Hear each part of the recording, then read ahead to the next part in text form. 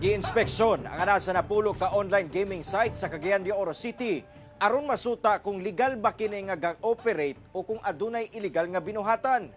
Ani ang report.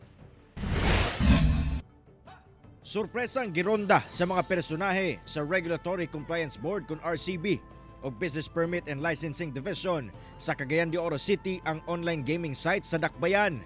Sa ilang operasyon, anasa na pulo ka sites ang ilang giadtuan o gisuta kung aduna ba sila mga saktong papeles sa ilang pag-operate. Ila sab gilantaw kung duna ba kini mga illegal nga binuhatan. Hinoon, wala sila nakitang irregularidad sa mong operasyon. Dunay memorandum circular ang DILG sa 2024-083 nag-ingon nga ang mga local government units kinahanglan mag-inspeksyon ni mga online gaming sites or establishments. So, dito nag-i-address sa Business Permit and Licensing Office. Giimbitar ang RCB, gipauban lugar sa inspeksyon. Magpadayon matud pa ang mga surprise inspection sa RCB aron makita gyud ang tinuod nga ginahimo sa mong mga gaming sites.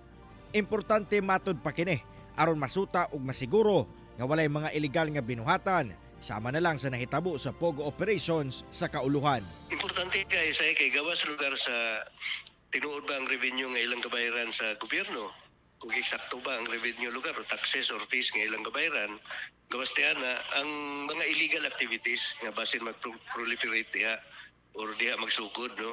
Nanawagan sab ang lokal nga kagamhanan nga gilayong makigkoordinar kanila o galing makamatikod o mga illegal nga aktibidad nga may kalambigitan sa maong industriya.